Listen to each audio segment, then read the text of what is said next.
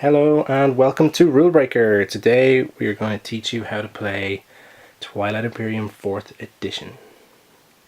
So this game does come with quite a lot of components. I've just scattered a few here on the table, but there's so much more in the box. A lot of people tend to think this game is sort of impossible to learn. That is absolutely not the case. In this video we're going to get you started very quickly, and we're going to show you that the game is nowhere near as complicated as a lot of people make it out to be. Now, out of everything in the box, these are the main components that you are going to be concerned about when it comes to winning Twilight Imperium 4th edition. At the bottom of the screen here, we've got the objective cards. There's stage 1 objectives and stage 2 objectives.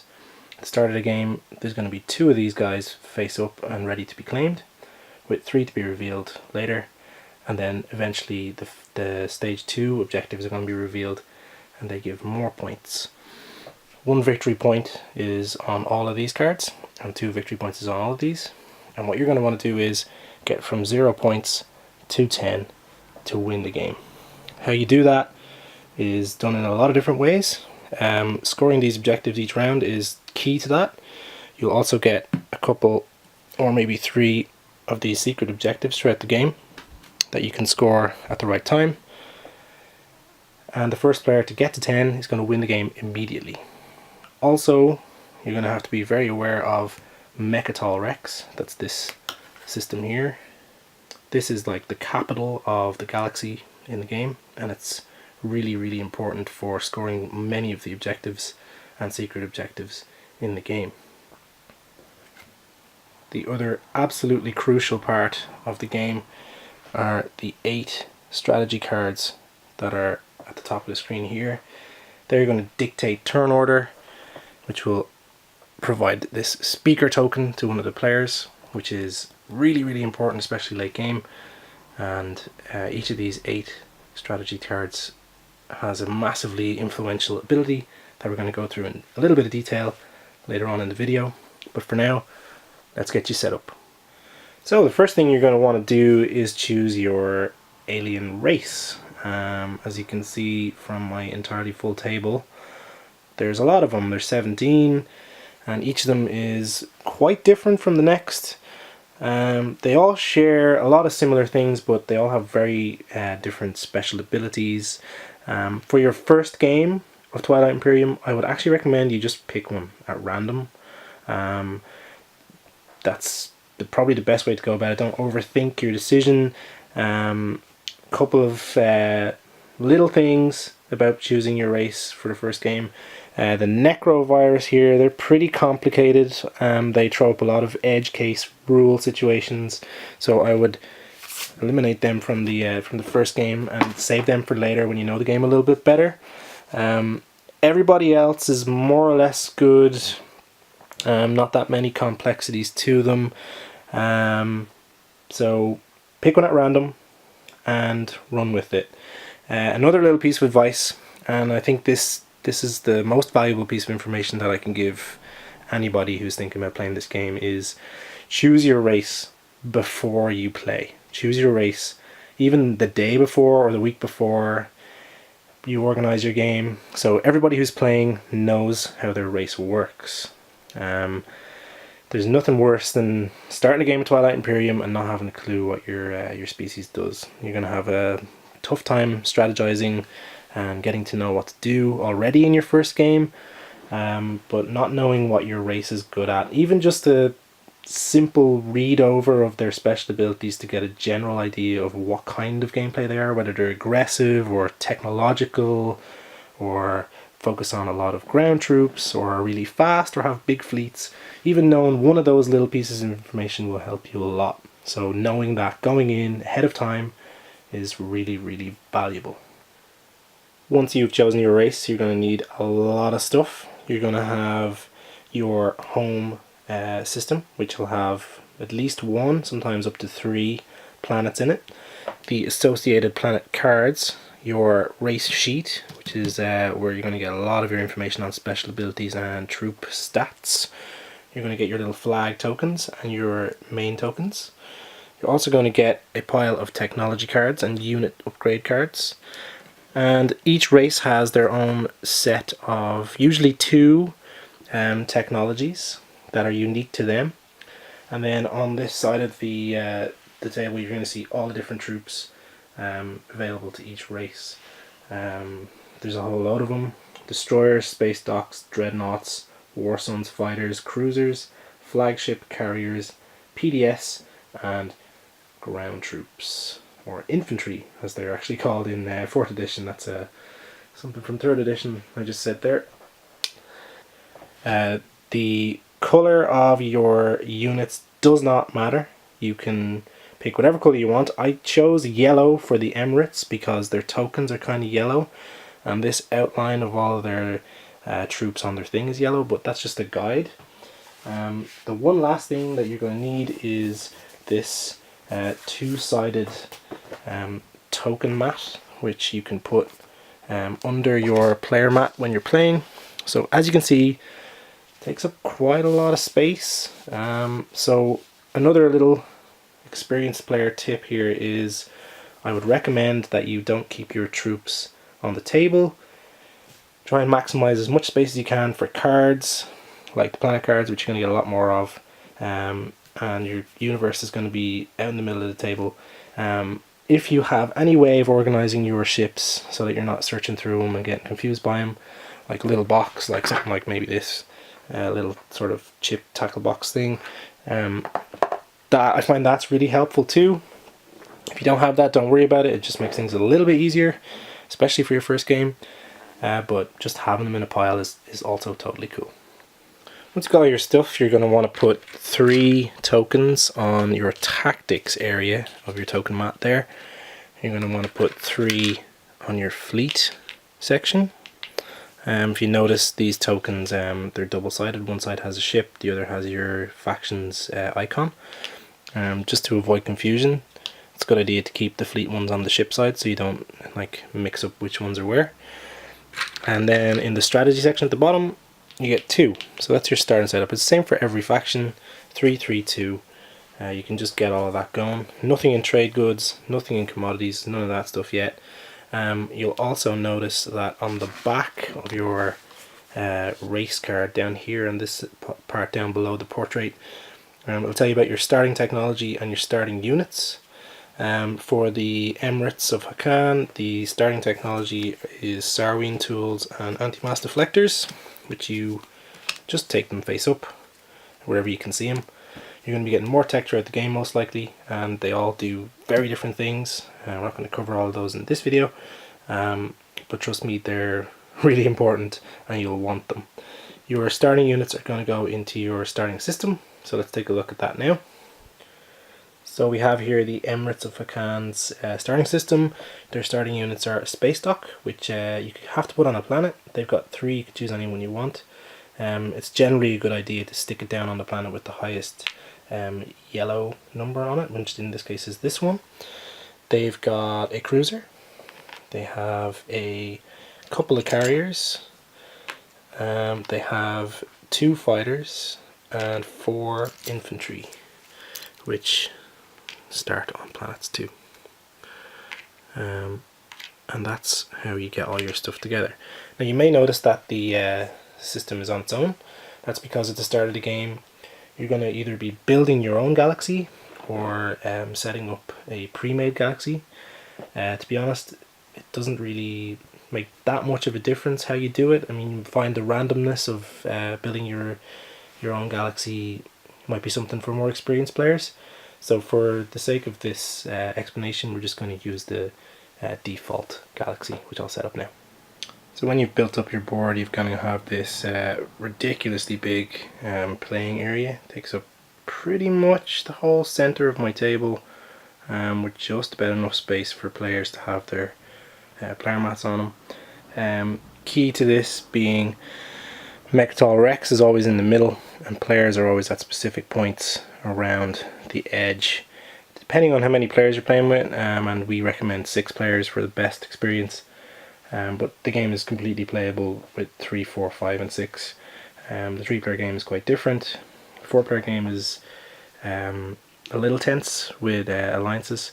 5 and 6 player games are the best for sneaky alliances and all that sort of stuff. But 6 is definitely the most fun. For your basic setup here, you'll note that there's these hexes with the red outlines. They're special. They have their own rules, but generally moving in and out of a system is done the same way.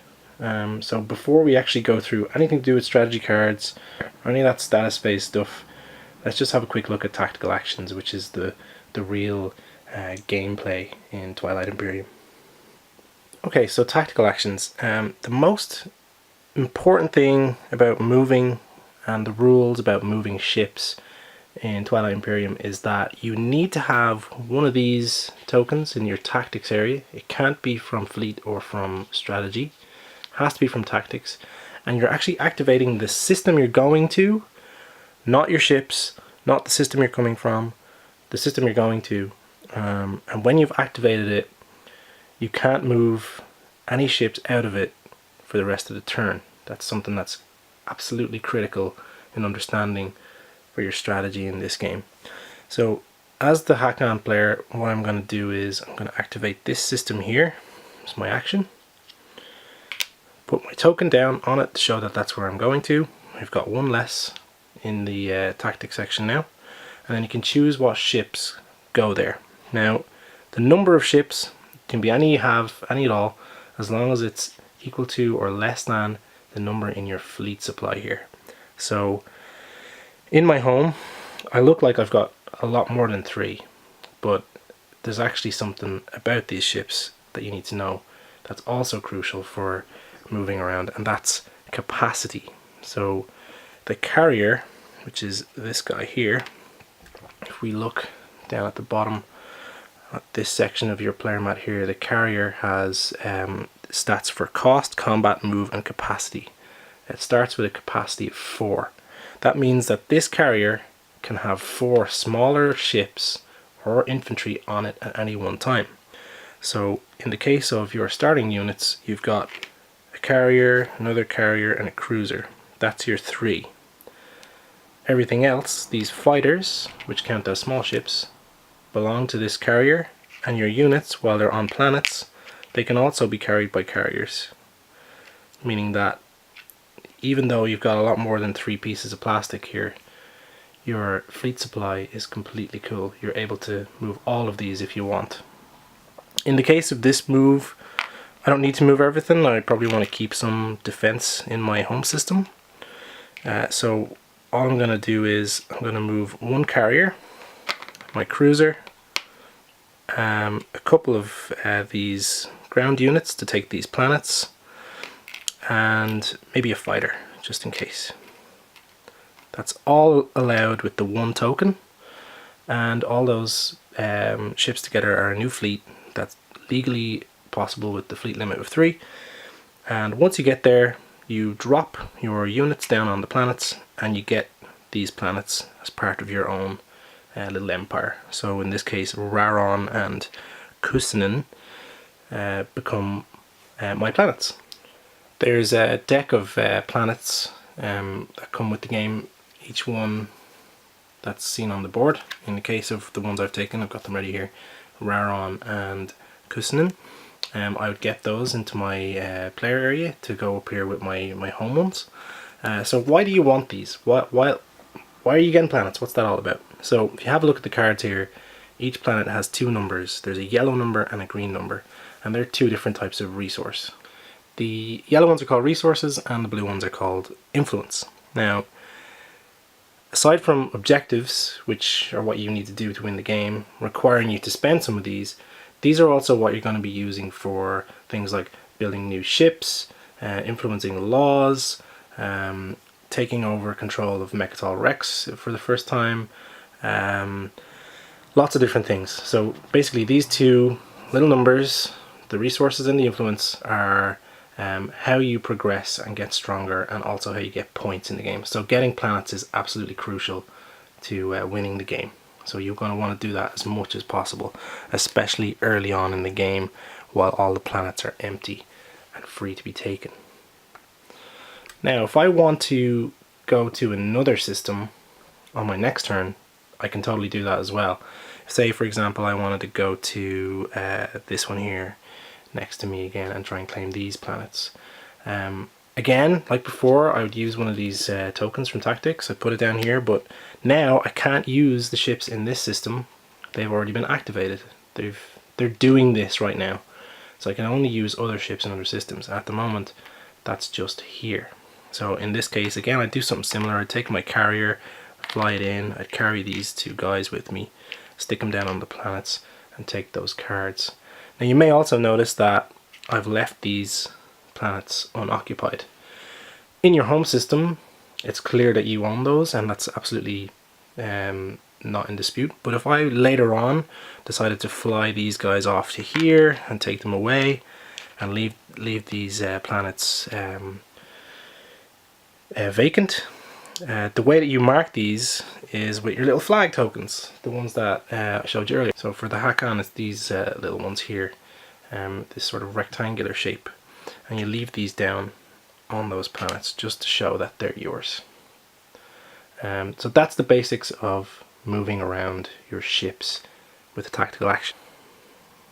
The other thing that you can do when you activate a system is produce, aside from combat, which we'll get to later.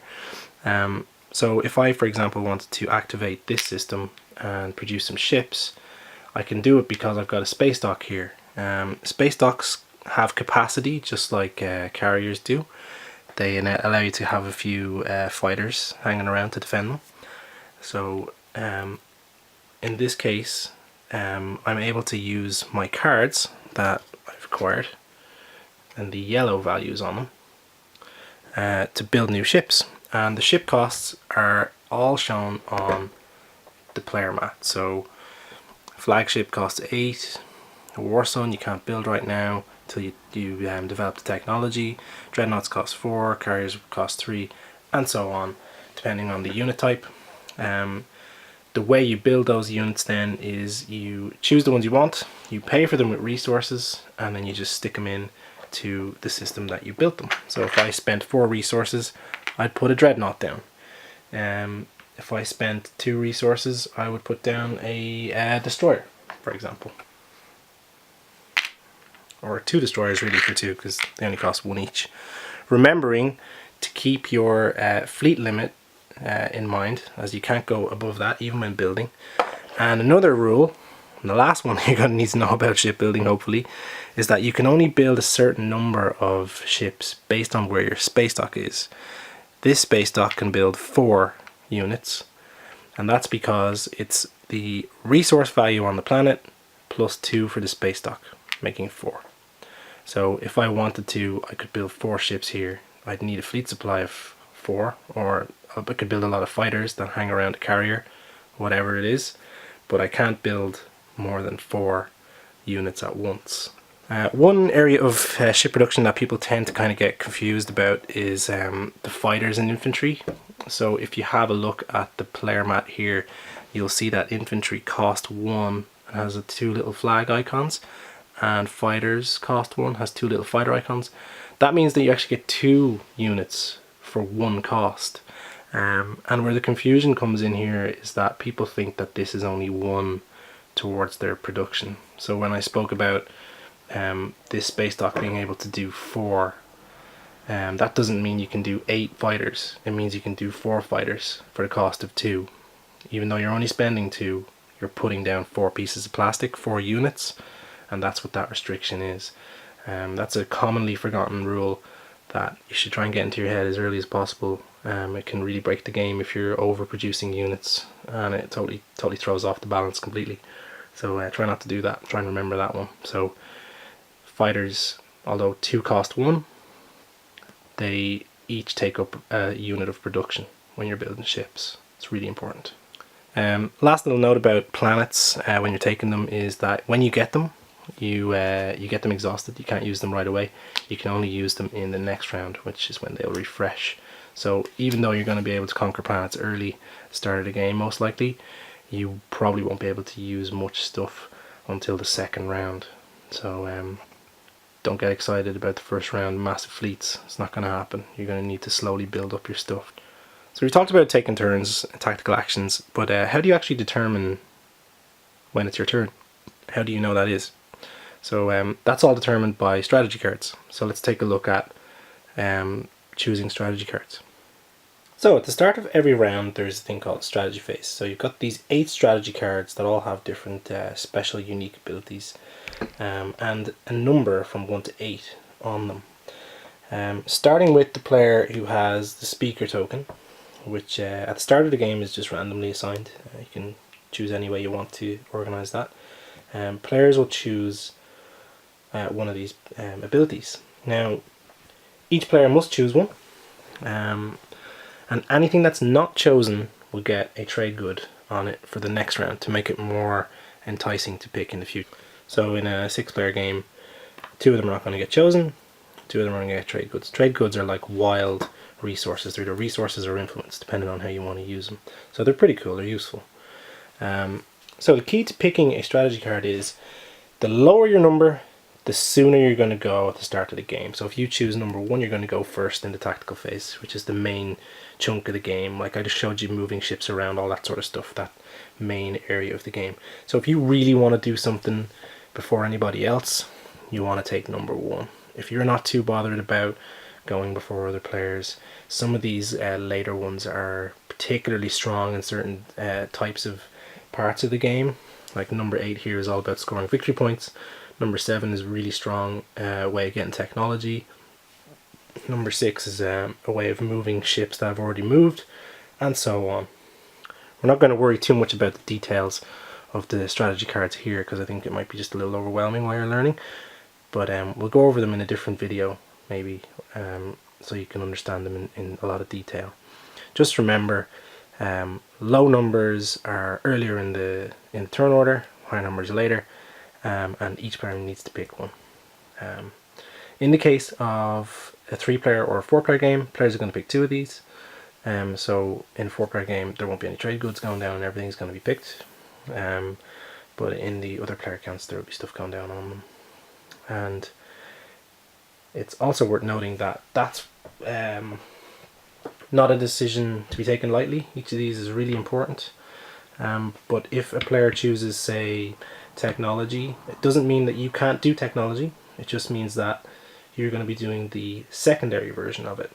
The person who owns the card and plays the card is going to do the primary ability, and everybody else is going to have the opportunity to do the secondary ability. Now, the bad thing about that is using the secondary ability is going to cost you. So in the case of our Hakan player here, you remember this player mat side. This strategy section that only has 2 tokens in it, I mean you can fill this up later, but at the start of the game you only got 2 of these. In order to do secondary abilities of any of these strategy cards, you're going to need to use one of these. So planning which ones is really key. For the first round or 2, it's not going to be massively important, especially in a learning game with a lot of new players. But later on, where you put these tokens, where you save them, where you use them, and where you hold these for later is really key to winning Twilight Imperium. So it's really good for players to see all these cards and understand them all before the game, because they're a really big part of getting things done in the game. Once you've all chosen your cards and the last 2 or the last how many are left with their tokens on them, everybody owns these and the turn order is determined by them. So the player with number 1 is going to go first, or if number 1 isn't chosen, the next lowest number, number 2 for example, and so on and so on. And that's the strategy phase. Then you go into the tactics phase, which is where you move everything around and do all this cool stuff. I'm going to show you a few more tactical action types before we move on to the objectives. So other than moving ships around and fighting and taking territory and all that sort of stuff, one of the other tactical actions you have is action cards. So you've got these cards here that many of them will say action on them. If you're trying to stall, or if you want to do something that's not aggressive yet, for example, you can play one of your action cards from your hand as your turn to try and get the game moving and get back to you and see a bit more of what other people are doing. Like for example this one, Mining Initiative action, gain trade goods equal to the resource value of a planet you control. That's just a really nice throwaway card. Take your turn, get some resources, move on. You're going to be getting these cards every round at the end of the game, at the end of the round. So you're always going to have something, something not to be underestimated. They can be really, really powerful. Not all of them are playable as an action. Some of them affect combat, some of them affect other things like cancelling other people's abilities, all that sort of stuff. But a general rule of thumb is action cards are good. You want them. If you have the opportunity to take them, take them. They're always helpful, and so always go for them if you can see them. Yeah, action cards, really good. Let's talk about combat. So, combat is cool in this game. It's dice driven. You're going to have a lot of dice. You're going to be rolling for all of your ships. But the way that you actually go about it is it's very similar to how you move into a system. It's actually part of a tactical action where you move into a system. So let's say the Hakan player here, back in yellow, wants to move and attack the red player here in this system.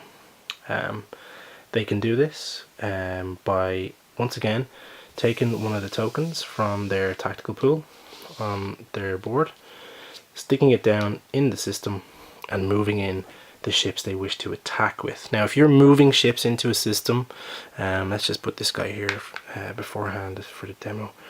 If you're moving the ships into a system, they will fight. There's no concept of moving ships in and then not fighting. As soon as ships move in, the fight's going to happen. So in the case of this fight, we're going to move in this dreadnought, this carrier with its fighter, and this cruiser. And then we're going to take these two guys along with the cruiser.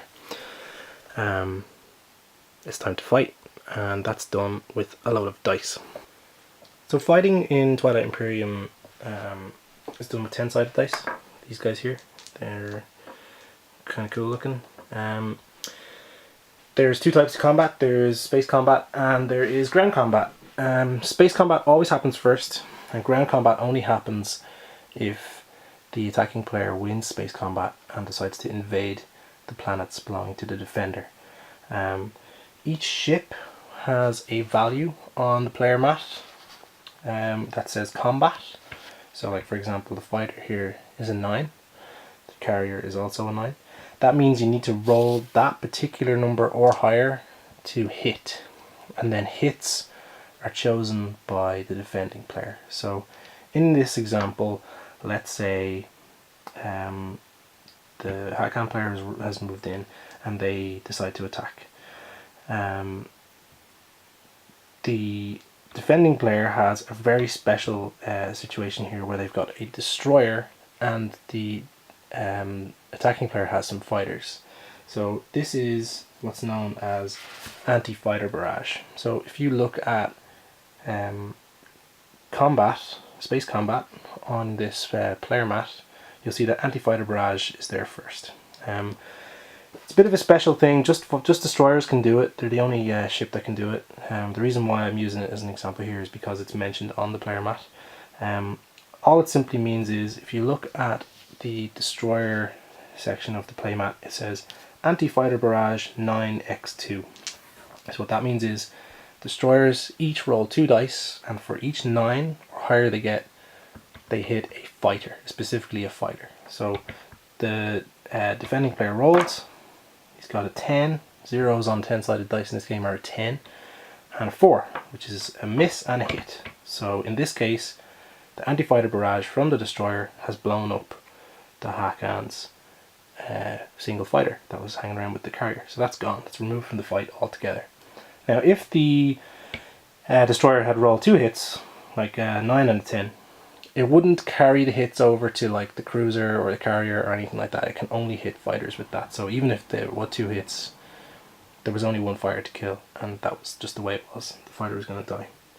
Once anti-fighter barrage is done, and attackers can do anti-fighter barrage just as well. These would happen at the same time, and hits would count after both players have rolled. Now each player is going to roll dice for their ships, and just like the anti-fighter barrage hitting on 9s. Each ship is going to hit on the number shown on their combat value. So the Dreadnought here hits on 5s for combat, which is pretty good, 5 or higher. Carriers hit on 9s, fighters hit on 9s, and destroyers hit on 9s. That's all the ship types we've got here. The cruiser, which is just out of view on the map, hits on a 7. Alright, so you need to roll each of these separately because of the different values. So let's say I'm rolling for the attacker, I'm rolling for the destroyer, sorry, for the Dreadnought. You'd say that first. I'm rolling for the Dreadnought, they hit on 5s. Roll the dice, 3. That's a miss.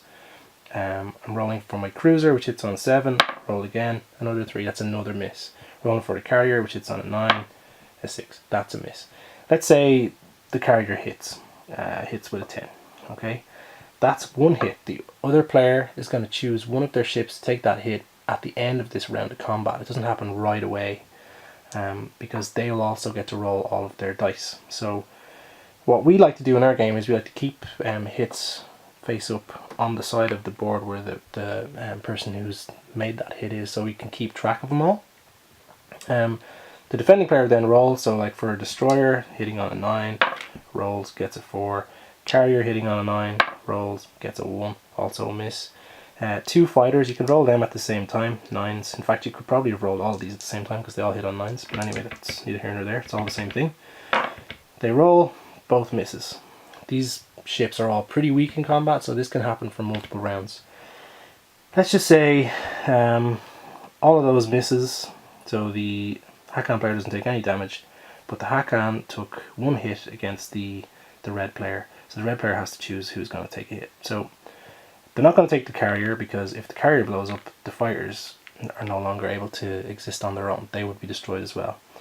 The anti-fighter barrage on the destroyer has already happened, and that only happens in the first round of combat. So a destroyer is more or less the same as a fighter here, but a bit more valuable. So the red player is going to take away a fighter, which is removed. Combat keeps going like that. But between each round there's a chance for either side to make a retreat. The way a retreat works is that player says, I want to retreat, let's move to an adjacent system that has no other ships in it, like this one for example, and they move their ships there.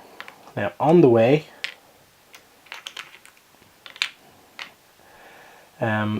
the player who hasn't retreated gets one more go at trying to hit them. So each one of their ships would roll an attack, and the retreating player wouldn't have any opportunity to fire back. So in this case, a Dreadnought rolling for 5s gets a hit, a cruiser hitting on 7s rolls, misses, carrier rolls on 9s and misses. So 1 hit would go even though the retreating player was on his way out. And let's just say he lost that fighter on the way. And that's combat. It's very simple actually. There are a lot of extra abilities, but like technologies, specific action cards affect combat and all that sort of stuff, but that's the basics of it. It's very, very simple. Once space combat's done, we move on to invasion. Invasion is when these flags, which are infantry, can land on particular planets. You have to choose which ones go on which planet at the start of invasion. So in the case of 2 planets here, you could send both of them down to this one to take this planet, or you could send 1 and 1. Then combat happens just like it does with ships. Infantry have their own combat value, starts at 8, the upgraded one is better. So each of these planetary combats happens separately. So in this one, the Hakan player would roll for that guy, which is a miss. The red player would roll for his guy, also a miss, and so on and so on, until one of them is killed, or both of them are killed. Let's say the Hakan player wins the combat, kills the red player misses. That means that the Hakan player now takes this planet and the planet card associated with it from that player and owns it. They get it face down, exhausted, just like they claim, as if they claimed it new, and can use it from the next round. The one last element of this that can have an effect on combat is bombardment and planetary shield. Now, if this combat here has a PDS unit, which is pretty small, probably hard to see on video, the attacking player would have to take a hit from the PDS on the way down to the planet. So this guy on his way down to the planet the defending player will be able to roll for PDS. Space Cannon is the stat that does that, which says here 6, which is the default for everybody. So the PDS has a chance to blow this guy out of the sky before he lands. If he rolls a 6, he would do that. There's an 8, so this combat wouldn't even get to start, because the only guy coming down to attack would be blown out of the sky beforehand, and this player would win this fight and keep this planet. Certain ships can bombard planets as well. So if we had this guy here again, and this guy's on his way down, before he starts landing, a dreadnought is one of the guys that has bombardment. So if you have a look at the dreadnoughts section, it says bombardment 5. That means it's a bit like the PDS but in reverse. The invading player can roll bombardment with the dreadnought. It's a 5, it's a hit, the guy is killed. You can do that for each planet. So there's a chance to make the invasion combat not even happen by just obliterating people from the sky. That's another benefit of the PDS.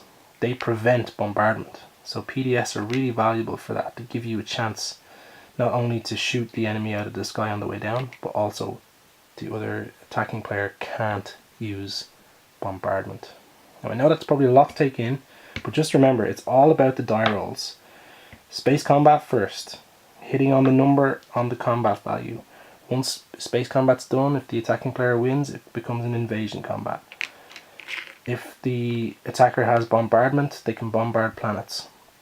That can be stopped by a PDS. The PDS can shoot the landing infantry, and that's all you need to know about that. At first it can be a little overwhelming, but once you've done like 2 combats, you'll know it all. It's very, very straightforward, and there's not a lot of strangeness after that. The only thing that adds any other element to it really is the war zone, which is a mega unit that you're gonna not have at the start of the game. You're gonna have to do a lot of technology to get. If you look at the special technology card for that, like this one here, you'll see that it says cost, combat, and move capacity, just like on the boards here. But if you look at the combat, it's got a 3, which is like really low, means you're gonna hit a lot. And it also has 3 like damage symbols on it, hit symbols on it. That means you roll 3 dice each round for that unit. So the war zone rolls 3 dice that hit on 3s. It's like super mega awesome cool. Like 3 hits, like almost every time you're going to get 3 hits. They just obliterate everything. So they're a really, really strong unit. That's the only kind of bit of iconography that's different, that might throw up the odd question, but really it's pretty straightforward and intuitive. And that's combat in Twilight Imperium. So once you're kind of out of doing stuff, you know, you're going to use all of your tokens. You've got your board here. You'll have your fleet supply of usually at least 2, sometimes 3, sometimes more. You've got your tactic stuff, you've got your strategy stuff. Once you've used up your all of these tokens, you can save them if you want and pass, but once you've used them all up, you have no choice. You can only use these strategy things when other players are using their strategy card. You must use your strategy card, so whichever one you've chosen, you've got to do it as one of your turns. If you want to pass and you haven't done your like trade or whatever it is, you can't pass, you've got to do it. You've got to do it, and when you've done it, you turn it upside down to show that you've done it. Once you've done all that and you pass, you're kind of waiting until the tactical action section is done. And then it moves into the status phase, which is kind of like a scoring and upkeep phase, which we'll just go through now. Alright, status phase. You're nearly there. So, status phase is broken down into 8 sections. The first one is score objectives. It's pretty simple. You're going to know what these objectives are because you're going to be aiming to do them. In this example, it's own 2 unit upgrade technologies, spend 5 trade goods. These particular ones, you're probably not going to be able to score them at the start of the game, but fear not. If you can't, you will also have a secret objective. Have 1 or more ships in 6 systems is the one that I've got here. That's pretty doable. If you can't do one of these, you can score your secret objective as long as it says status phase on the top, which is what we're doing right now. And yeah, that's that's the first step. If you can do it, you take one of your little flags and you stick it down on the objective you've scored to show that you've done it. So let's say I spend 5 trade goods, put my token there, and I move from 0 points to 1 because this is a 1 victory point objective. Of course, if you get to the end of the track, to 10, you immediately win the game, so that's what you're trying to do. But that's the first step in status phase. The next one is you reveal the next public objective. So you go in the sequence of all the 1s and then all of the 2s. So in this case we'd revealed a new stage 1, control 6 planets in non-home systems. And that's also worth 1 victory point. However, you can't score that one now, you have to wait till the next round. You gotta follow this order. Once that's done, the next phase is draw action cards. Everybody gets an action card. There are special technologies that allow you to get more, which I recommend. They're really powerful and really good. Everybody gets at least one of those. Then you remove your command tokens from the board. So anything you've put down to move ships or produce units, basically all of these tokens, the little triangular ones, you take them up from every system that you've had them in and you put them back in your supply. Your supply is not on your board, it is away from your board, because the next step is gain and redistribute command tokens. So gain and redistribute command tokens, basically all that means is you take two tokens from your supply away from here and you can put them down on your player mat wherever you want.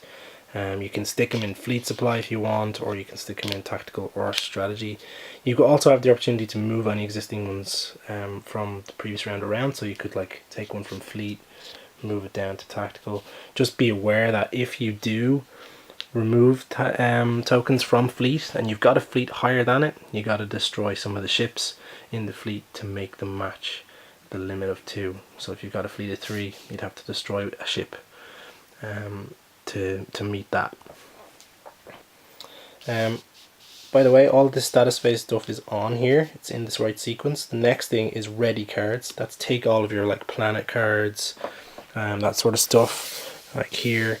Anything that had been exhausted in the previous round, you get to ready it, which means turn it over and make it all colourful and not grey and stuff. When you've done all of that, you repair your units. So specific ships can sustain damage. We didn't go over that in combat, but certain ones allow 2 hits before they're destroyed. You get to like repair any of the ones that haven't been destroyed but have been hit, and then you return all of your strategy cards. So each player takes their strategy card and hands it back, like trade, imperial, all that sort of stuff, and it goes back into the pile. And then you start another round and do all of this again. Keep playing, keep scoring objectives. Battle over the speaker token, because that becomes really key towards the end of the game. When scoring objectives at the start of the status phase, the speaker goes first and then it goes clockwise from the speaker.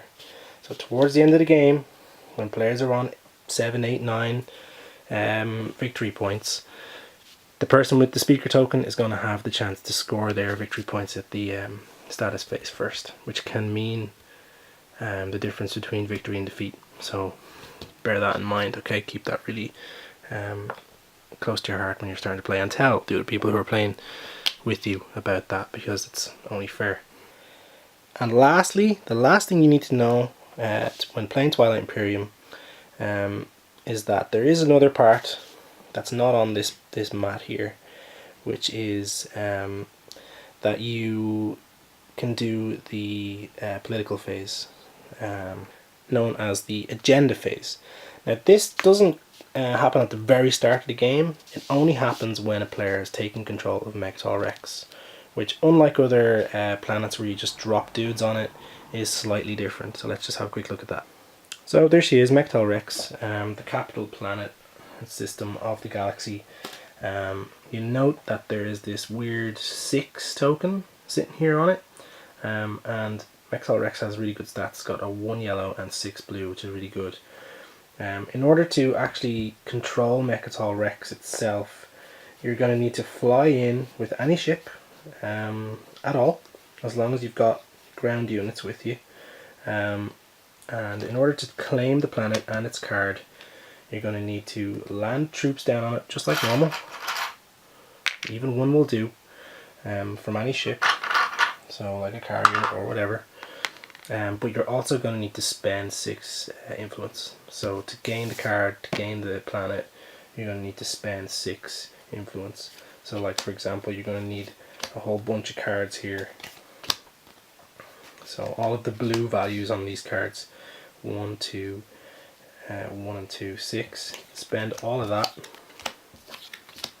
Land your dude down there. Take this token away, and you control Mecatol Rex. This token is also worth a victory point. So you get an extra victory point on the track towards 10, which can make a big difference as well. If you race in, get this early, that can make a massive difference to your end game. Once Mecatol Rex is controlled by a player and you've gone through the next status phase, like scoring, all that stuff I've just shown you, the agenda phase happens, and there's this pile of political cards here, laws and all that sort of stuff, that come into game, and you're going to do 2 of these each time. So for example, this one is new constitution. It's a directive, and it has like special stuff, and players are going to vote either for or against whatever happens here. The way players vote is with the influence on planets. So the blue values, in the case of the Hakan player, they don't have a lot of influence. They've got a 1 and a 1 at the start, but you're conquering planets that have influence on them that you can use. So you can vote on all kinds of different things. There's loads of different laws. Each one of these cards is very different from the next. They totally change the rules of the game, affect different ships, affect different hexes on the board, affect how people can trade and communicate with one another, all kinds of things like that. The key thing to know though is when you're voting, you're adding up all of these blue values, but you're also spending those cards for the next round. If you use that too, you can't use the rest of the stuff on those cards for like producing ships, spending resources for objectives, all that sort of stuff.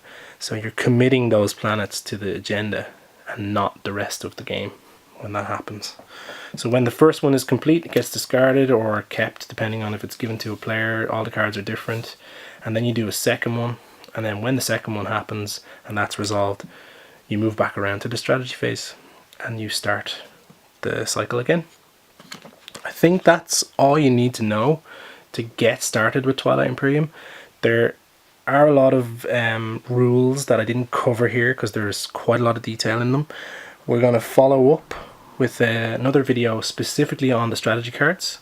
Also going to follow up with a technology video, and we're also going to do a race by race breakdown, a video per race. So there's going to be a lot of content coming from Rulebreaker on Twilight Imperium, or already is if you're watching this in the future. Hello future you. Hi from the past. And this game is amazing fun. It's really good. The 4th edition is a lot more streamlined than the 3rd edition, which was already pretty good. The Learn to Play book is quite good. The layout's a little weird, I think. We struggled a little bit with the new rules coming from 3rd edition, but found it to be a good resource. There's also another book, the rules reference, which is a bit bigger. It's got a really good index of everything, and it's A to Z anyway in there. It's got sections on everything. So whenever you're confused about something, this is where to go, okay? The rules Learn to Play book, you kind of don't really need that so much anymore once you've got going. This is the one that you're going to find all your answers to quirky questions and weird stuff in. There's also a 3rd book in the game, a lore compendium. It's pretty cool. You don't need it for any of the game stuff. It's got really cool artwork and stuff in it. It has a bit of detail about the story, some of the races and all that sort of stuff. It's a nice little addition. You don't really need to do it unless you're really super into it. But that's Twilight Imperium. The struggle for Mecatol Rex, the arduous multiple hour journey to 10 victory points, or if you're feeling particularly crazy, turning it over to the 14 victory point version, which will add a lot of time to your game. You're talking at least another 2, maybe 3 hours of gameplay. With a lot of people, You want to try and keep organized. Remember your turn is coming up. Try and know what you're going to do. Organize your troops as best you can.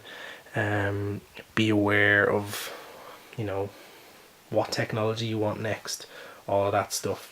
It can really make the game tick along. It can shape hours of gameplay off of this if you're worried about time. Two last pieces of advice. Don't take it too seriously. Enjoy it. Don't be afraid to get into combat. Shoot stuff. Don't hang back too long. Don't drag it out. Just enjoy it. And last but not least, start early. You don't want to start this game at 7 PM or later, because you probably won't get it done unless you're playing into the next day. So Twilight Imperium, one of the best games there is according to Rulebreaker. Enjoy it.